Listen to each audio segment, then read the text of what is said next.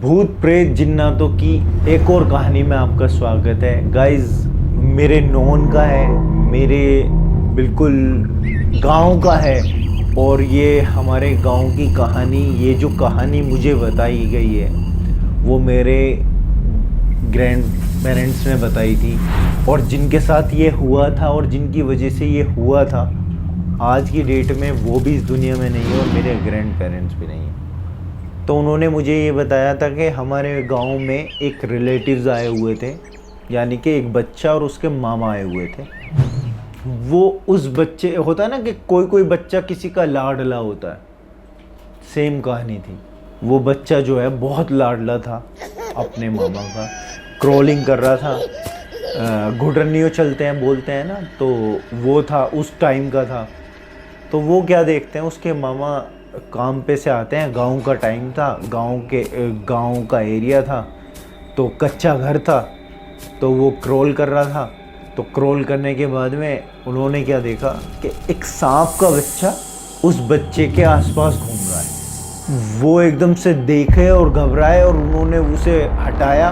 वो बच्चा था सांप का, उन्होंने जैसे उसे हटाया किसी चीज़ से, वो दीवार पे लगा या कहीं लगा, वो सांप का बच्चा जो था वहीं के वहीं मर गया।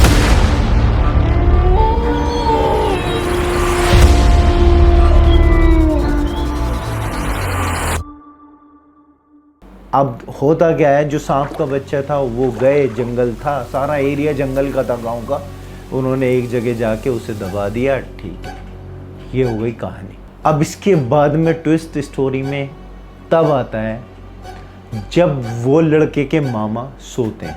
उन्हें क्या दिखता है कि उनके ऊपर सांप गिर रहे हैं और डेली उनके घर से ऐसा होने लगा, अलग अलग जगह से कम 4 से 5 सांप निकलने लगे।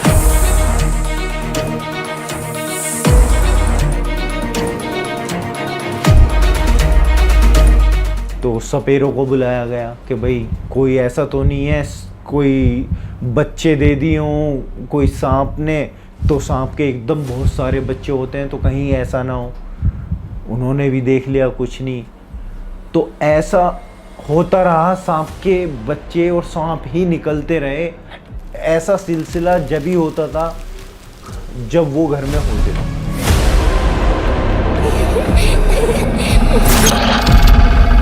तो जब ऐसा हो गया बहुत दिन, तो कोई बुज़ुर्ग थे, उन्होंने बोला कि ऐसा हो सकता है ये कुछ और कहानी हो इसका।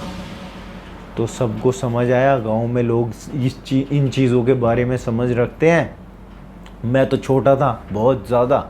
उन्होंने क्या किया, फिर एक बहुत बड़े कराने वाले किसी को, बाबा को बुलाया। चेक करने के बाद में उन्होंने बताया कि जो वो बच्चे के मामा ने बच्चे को मारा था, वो एक जिन्नात का बच्चा था जो सांप के रूप में था।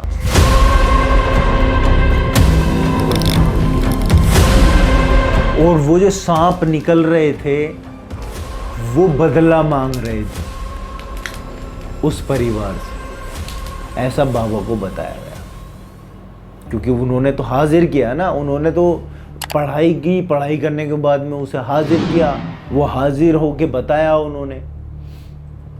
तो फिर उन्होंने शर्तें रखी, तो वो शर्तें पूरी की गई, वो इलाज करा गया, इलाज किया गया, सारे में से वो कीला गया, कीलना भी बोलते हैं, चारों तरफ बंदिशें लगाई गई, घर को बांधा गया प्रॉपर तरीके से, उन्हें भी कैद करा गया। इस तरह से वो बाबा ने जो भी अपने एंड पे किया, मैं उस डीप उसमें नहीं जाना चाहता, उन्होंने अपने एंड पे सब कुछ किया और वो घर सेफ हो गया। कहते हैं ना, सांप को नहीं मारना चाहिए, हमेशा यही बोलते हैं, और ख़ास तौर पे सांप का बच्चा। तो कोई भी चीज़ को मारने से पहले या जल्दी में लिया गया डिसीजन आपको बहुत बड़ा नुकसान पहुंचा सकता है। और ऐसे ही नहीं बोलते हैं बुज़ुर्ग, हमेशा यही बोलते हैं। हमारे ग्रैंड पेरेंट्स ने हमेशा बोला था कि कभी भी सांप को नहीं मारना चाहिए जब तक वो आपको नुकसान नहीं पहुंचा रहा है, तुम भी नुकसान नहीं पहुंचाओ उसको। और वही बेहतर भी है। तो वीडियो ठीक लगी हो तो शेयर करते रहना, और शेयर करके चैनल को सब्सक्राइब कर लेना। फेसबुक पे देख रहे हो, पेज को फॉलो कर लो और वीडियो को आगे से शेयर करो। आप आगे शेयर करोगे तो ये लोगों तक नॉलेज के साथ पहुंचेगी। तो इस वीडियो को शेयर करते रहो। Love you all. आपसे मिलता हूँ नेक्स्ट वीडियो में, तब तक के लिए bye bye, take care and नमस्कार।